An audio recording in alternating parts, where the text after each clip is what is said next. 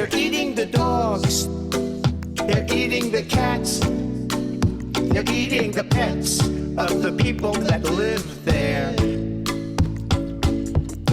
People of Springfield, please don't eat my cats. Why would you do that? Eat something else.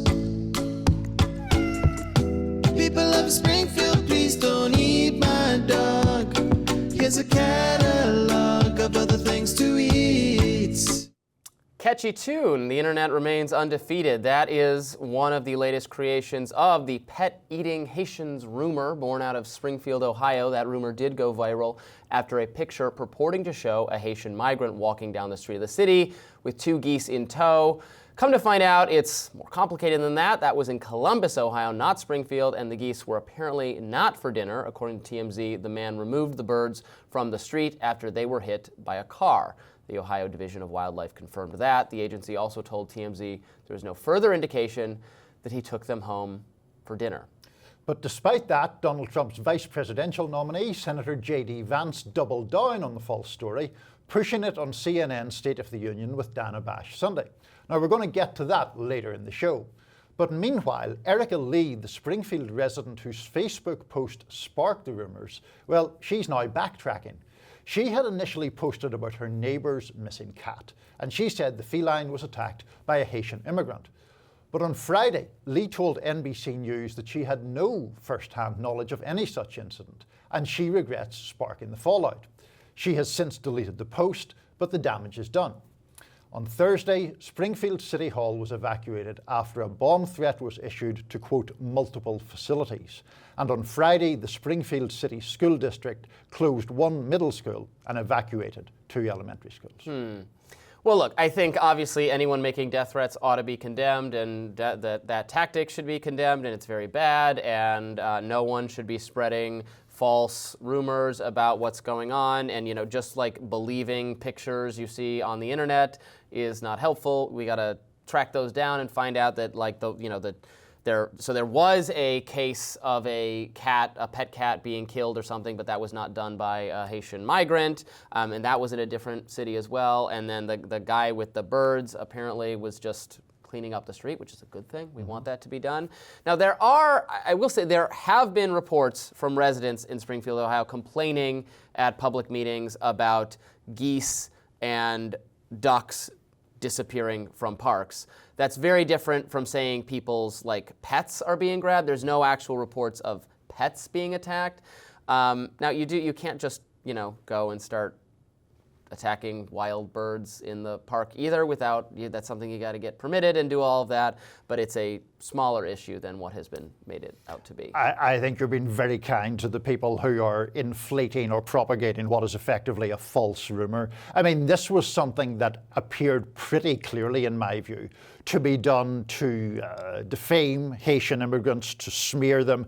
It was such a sort of trope that people are going around eating your pets, and then once the people who propagate that false story are called out on it, they take refuge in these things. Well, there was a goose there was a cat there. And it's just like, no, the accusation that was made was a false accusation, according to all the evidence we have at the moment. It was done against a community that is vulnerable and could be expected to face antagonism, and it has had the effect of inflaming these tensions that are now resulting in school closures, in bomb threats, in people being told, or people telling the media that they are keeping their kids home from school for their safety. It's a pretty disgraceful situation. Well, again, I think it's, wrong to spread rumors or gossip about things that are just not true. And you're correct. There are no well-founded accusations of pets going missing for any reason, let alone because Haitian migrants are involved. So that part of it was not accurate, should not have been pushed by the right, should not have been brought up by Trump at the debate. There, again, have been people in the community speaking out publicly about the birds in parks, which is a different thing and not as serious.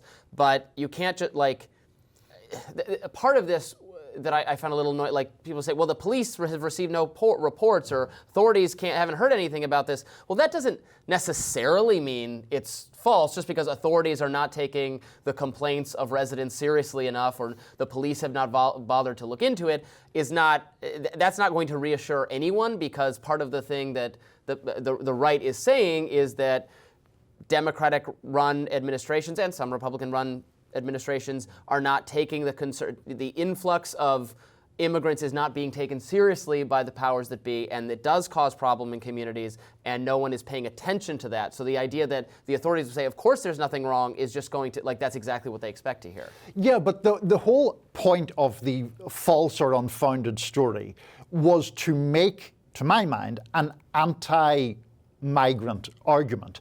Maybe there are geese going missing from public parks in Ohio, but that would never have been a national story. I mean, no one would care about that, were that the actual core of the story. The core of the story has been these false things. They're eating the cats, they're eating the dogs, aimed at, let's be blunt, black migrants. And that is why the story gained steam. That is why it did, I think, lead to these terrible threats. And that's why there has been such pushback against it. I think, honestly, it's just almost like a semantic or a legalistic argument to get into, like, oh, well, there might be something happening with some animal somewhere in Ohio. Like, that wasn't the accusation.